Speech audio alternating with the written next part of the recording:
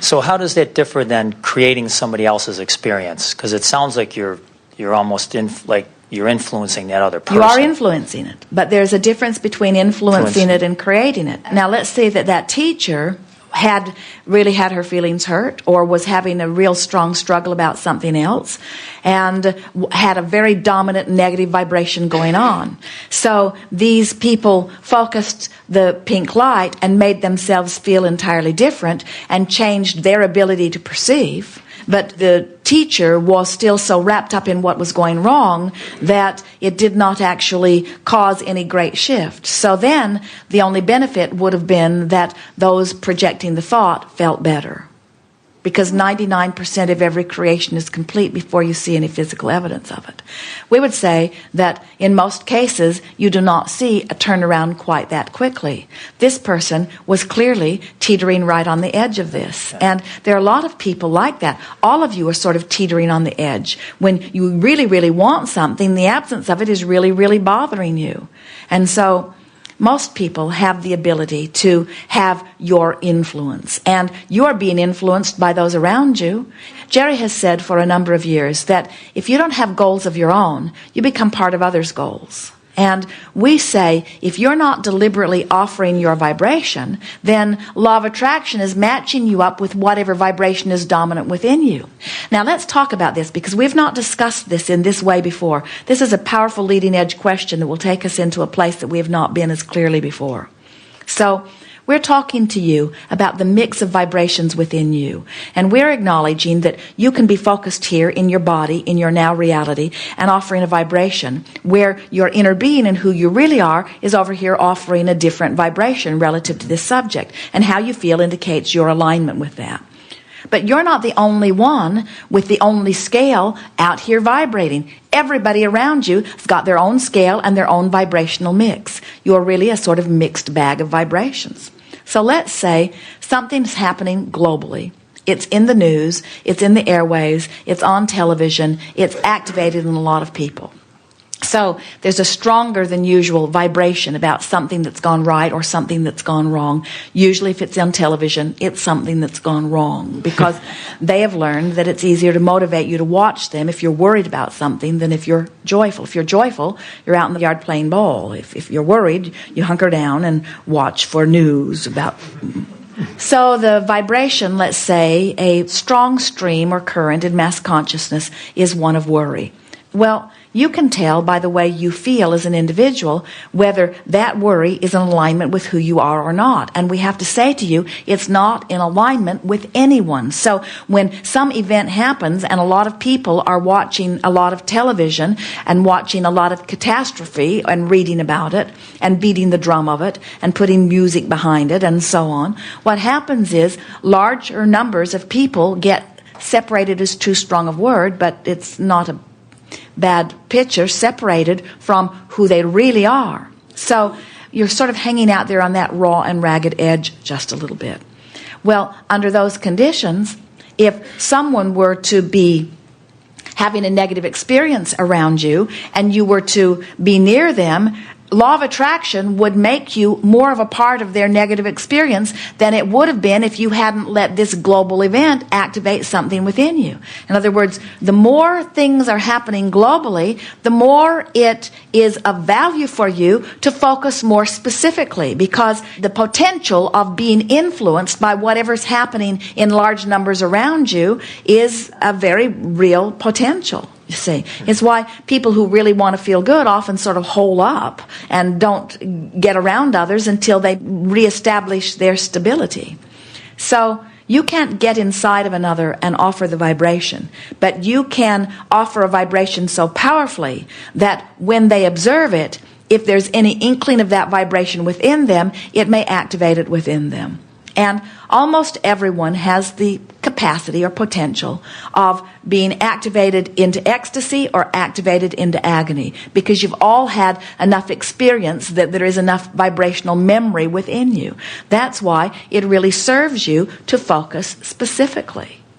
Jerry and Esther watched a little bit of the television program The Amazing Race. And there were several families that were all different in personalities and different in their interpersonal dynamics, and some of them were just bubbly and positive and nice to each other and complimentary to each other, and others of them were just sarcastic and caustic and rude to one another. As Esther watched one family, she said, if that was my son, I would have drowned him when he was really little. In other words, nobody should behave like that. It was shocking to listen to the way this teenager was addressing his mother and his father. But as the television program unfolded and more of them found themselves not where they wanted to be in relationship with the goal or the game, more of them got out on that raw and ragged edge. And Esther began to notice that the bright, shiny, happy, always positive family was frowning and scowling and arguing and bickering and not being as nice to each other. And she thought, well, the other family didn't change that much. They were mean to each other when they started. They were ornery. They just say what they feel, and what they feel is out there. And the other family was making an effort to feel better, but when the circumstances changed, almost no one was able to maintain their good feeling. The conditions in almost every case controlled how people felt. And that really is what our message is about. We want you to be out here on this leading edge and be so convinced in your ability and in your desire to feel good that you become impervious to what's happening around you, so that you are only influenced by this powerful beam of light that is calling you to who you really are, you see. And there's a big difference between feeling the calling to who you really are and trying to push away from the evil or the things that you do not want. And once you play with this just a little bit, you begin to feel that. Talk about a power of influence. Talk about a signal of influence. Talk about a stream of well-being that is sucking you in a powerful direction toward well-being. It takes so much more effort to stand in resistance to that than it does to just give in and go with it, you see. I can't say how excited I am because words can't express it. This is a wonderful vehicle you give us.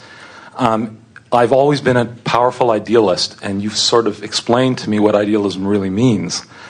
And I've always been someone who's had a fabulously fantasy life, an inner life, and imagination life.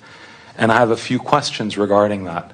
And when I express my appreciation for giving this, I express it in an incredibly profound way, because really to know that you're life's son, that you're God's expression here is something that's unbelievable and unbelievably emotional.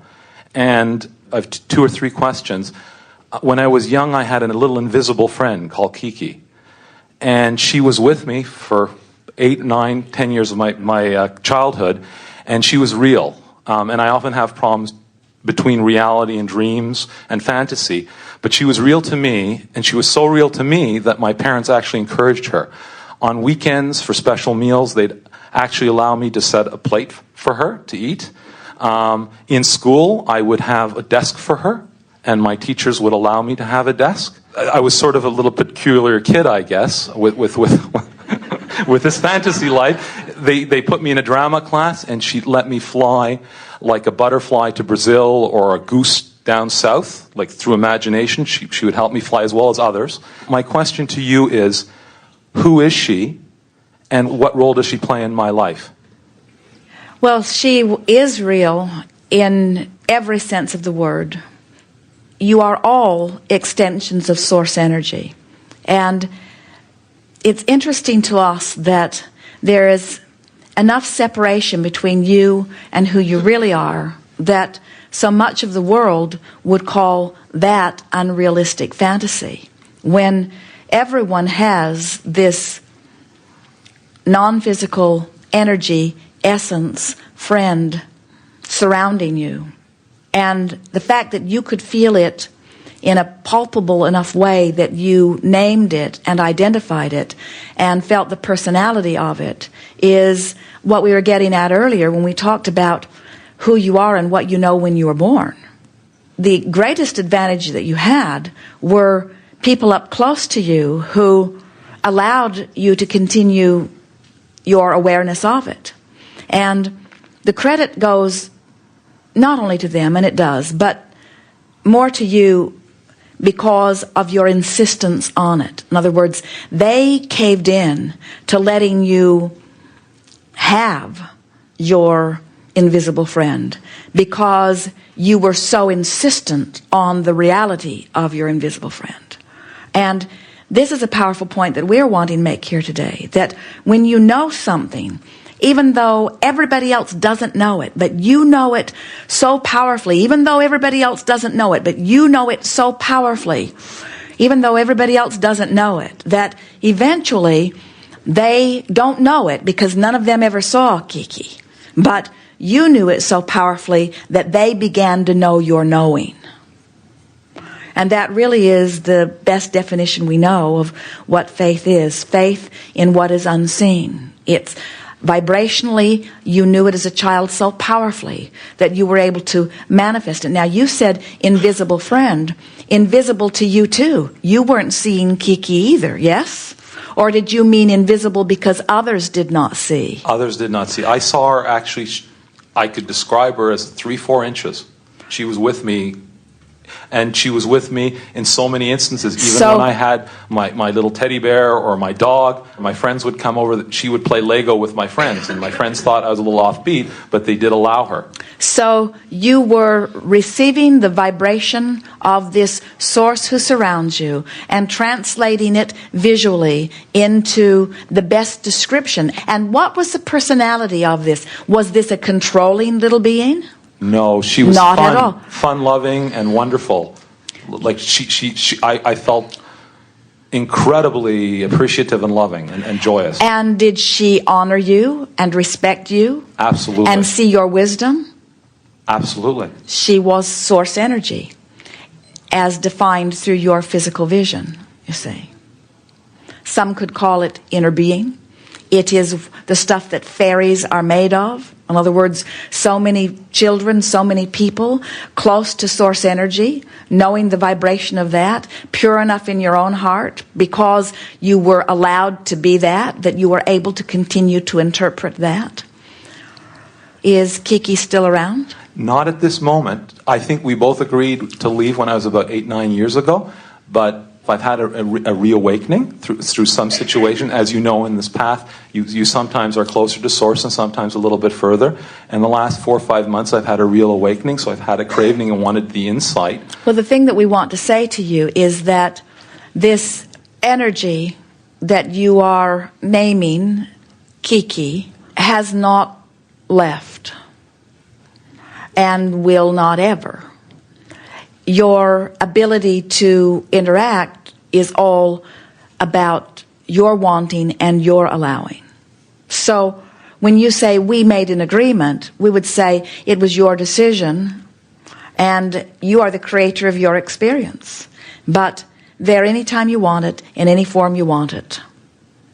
People get a little uncomfortable with those who have experiences that are different from what they are having. As Esther listened to people describing things similar to what she is experiencing with Abraham, Esther said to us many, many times, why are they lying, Abraham? Why are they saying it is like that when you and I know it's like this? And we said to Esther again and again, there are no two experiences that are the same. Mm-hmm. Don't compare your experience with anyone else's, because then there's a distortion. Just have your experience and let it be. Thank you.